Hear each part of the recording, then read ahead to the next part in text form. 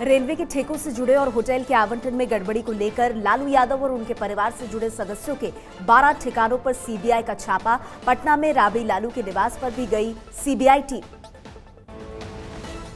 करीब 12 घंटे तक पटना में लालू यादव के घर पर रही सीबीआई की टीम। पूरे घर की तलाशी, सबूत जुटाने की कोशिश। छापेमारी के दौरान हैरान दिखा लालू का परिवार। सीबीआई छापेमारी के बाद लालू यादव ने बेटे के साथ की प्रेस कॉन्फ्रेंस। मीडिया के सवालों पर भड़के, कहा होटल से जुड़ी डील मेरे मंत्री बनने से पहले बीजेपी सरकार के दौरान हुई। सीबीआई की छापेमारी पर लालू ने कहा, बीजेपी के डराने से मैं डरने वाला नहीं हूं। बीजेपी मुझे जेल भेजना चाहती है, मैंने कुछ गलत नहीं किया। नियम के तहत होटल का आवंटन हुआ। लालू के परिवार पर लगातार जमीन आवंटन और बेनामी संपत्ति को लेकर आरोप लगाने वाले बिहार बीजेपी के नेता सुशील मोदी ने नीतीश कुमार से की मांग।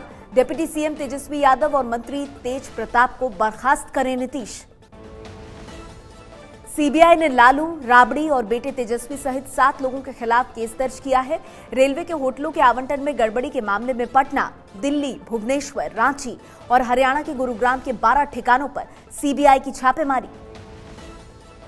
लालू परिवार पर सीबीआई की छापेमारी को लेकर दुविधा में सीएम नीतीश कुमार।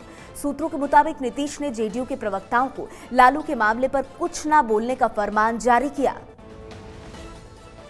जर्मनी के हैम्बर्ग में G20 देशों का 2 दिवसीय शिखर सम्मेलन शुरू। जर्मनी की चांसलर एंजेला मर्केल ने प्रधानमंत्री मोदी, अमेरिकी राष्ट्रपति डोनाल्ड ट्रंप, रूस के राष्ट्रपति पुतिन समेत हिस्सा लेने वाले देशों के प्रमुखों का स्वागत किया। सीमा पर तनाव के बीच G20 सम्मेलन में चीनी राष्ट्रपति शी जिनपिंग और प्रधानमंत्री मोदी की मुलाकात। सूत्रों के मुताबिक मोदी ने जिनपिंग के साथ डोकलाम विवाद पर चर्चा की। जिनपिंग ने आतंकवाद पर भारत के रुख की सराहना की।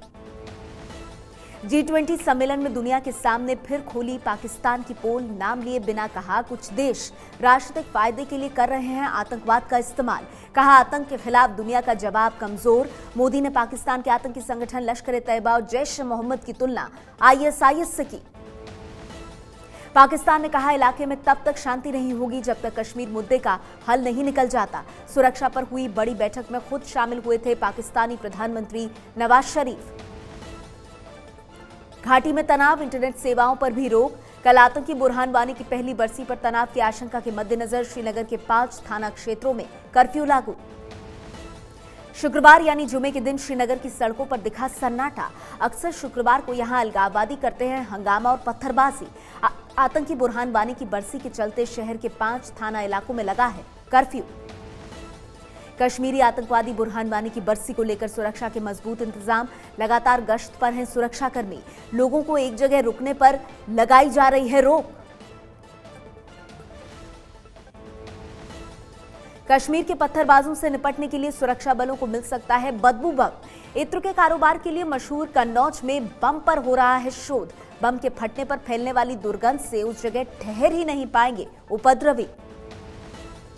जम्मू पुलिस ने अखनूर सेक्टर में सीमा से सटे गांव से एक 12वीं के छात्र को हिरासत में लिया। व्हाट्सएप और फेसबुक के जरिए पाकिस्तानी खुफिया एजेंसी ISI को खुफिया जानकारी देने का आरोप। आरोपी को सेना में भर्ती करने और महिलाओं से दोस्ती का झांसा। पीएम मोदी के इजरायल दौरे से यूपी के मुख्यमंत्री योगी आदित्यनाथ बेहद खुश। बोले, 70 साल से कोई प्रधानमंत्री इजरायल नहीं गया। नेताओं को था वोट बैंक चले जाने का खतरा। मोदी सरकार की राह पर चली यूपी की योगी आदित्यनाथ की सरकार। 50 साल से ज्यादा उम्र के सरकारी कर्मचारियों के काम की समीक्षा होगी। नाकारा कर्मचारियों को रिटायरमेंट लेने को कहा जाएगा। यूपी के रायबरेली के पूर्व बाहुबली विधायक पर लगा फोन पर धमकी देने और हमला कराने का आरोप। सीमेंट फैक्ट्री के ठेकेदार ने अखिलेश सिंह पर पहले काम छोड़ने की धमकी देने का आरोप लगाया। धमकी की ऑडियो रिकॉर्डिंग सामने आई।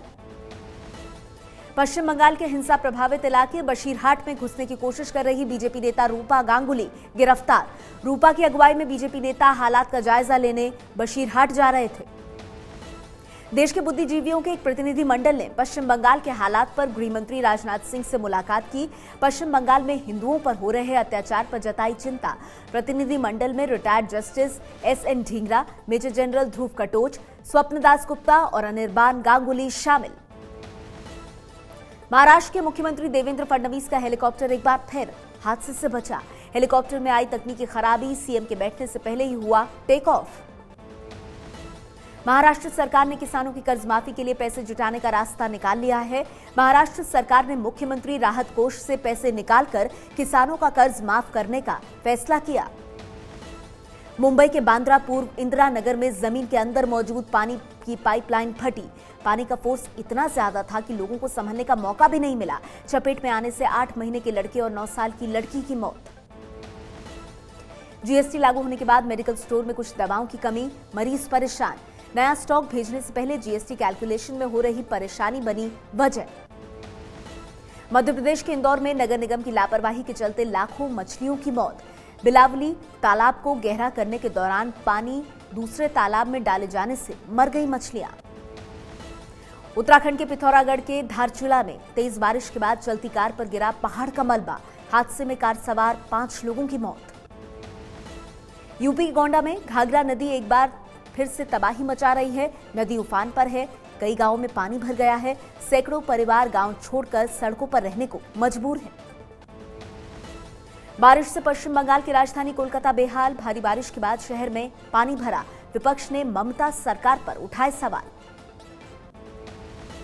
गंगा और यमुना नदी को जीवित व्यक्ति के बराबर के दर्जे पर फिलहाल ब्रेक। उत्तराखंड हाईकोर्ट के फैसले पर सुप्रीम कोर्ट ने लगाई रोक। उत्तराखंड हाईकोर्ट ने नदियों की देखभाल के लिए दिया था फैसला। बेंगलुरु के सेंट्रल कॉलेज मेट्रो स्टेशन में एस्केलेटर का इस्तेमाल करने पर मेट्रो कर्मचारी ने पुलिस वाले को रोका। पुलिस वाले ने मेट्रो कर्मचारी की पिटाई की। विरोध में मेट्रो बंद रही। हरियाणा के गुरुग्राम में कपड़ा व्यापारी पर रैंसमवेयर नाम के वायरस का हमला। व्यापारी का सर्वर हैक कर 26 लाख की फिरौती मांगी। गुरुग्राम पुलिस की साइबर सेल कर रही है जांच।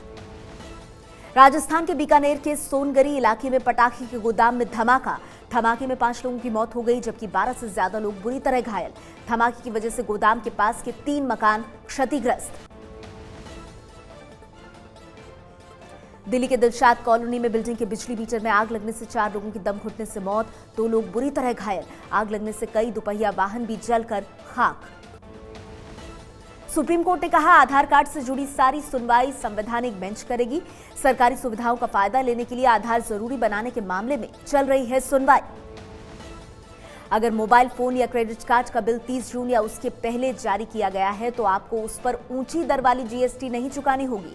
पुराने मोबाइल क्रेडिट कार्ड बिल पर सर्विस टैक्स ही लगेगा, जीएसटी नहीं। जीएसटी लागू होने के 1 हफ्ते पर कारोबारियों पर पड़ रहे असर को लेकर दिल्ली में हुई देश भर के व्यापारियों की बैठक। तकरीबन 23 राज्यों से आए व्यापारियों ने अपनी समस्या रखी। डिजिटल रथ चलाकर पूरे देश में व्यापारियों को जागरूक करने की मांग। सुप्रीम कोर्ट ने आईआईटी दाखिले के लिए चल रही काउंसलिंग पर रोक लगाई। प्रवेश परीक्षा में बोनस नंबर देने की प्रक्रिया में कथित गड़बड़ी की शिकायत पर रोक लगाई। सोमवार को मामले की अगली सुनवाई। 23 जुलाई को संसद में होगा राष्ट्रपति प्रणब मुखर्जी का विदाई समारोह। 25 जुलाई को खत्म हो रहा है उनका कार्यकाल। दोनों सदनों की तरफ से दी जाएगी विदाई। छत्तीसगढ़ के दंतेवाड़ा में प्रशासन की नाकामी का जनता ने दिया शानदार जवाब। टेमरू नदी पार करने के लिए गांव वालों ने तारों का पुल बनाया। फिल्म निर्माता मधुर भंडारकर ने कहा, किसी राजनीतिक पार्टी को नहीं दिखाई जाएगी आने वाली फिल्म इंदू सरकार। मुंबई कांग्रेस अध्यक्ष संजय निरुपम ने की है मांग। देश में इंदिरा गांधी के लगाए आपातकाल पर बनी फिल्म इंदू सरकार 28 जुलाई को रिलीज होने वाली है। 5वें और आखिरी वनडे में भारत ने वेस्टइंडीज को 8 विकेट से हराकर सीरीज 3-1 से जीती। आखिरी वनडे में विराट कोहली ने लगाया शतक। वेस्टइंडीज से सीरीज जीतने के बाद होटल में ही टीम इंडिया ने बनाया महेंद्र सिंह धोनी का जन्मदिन।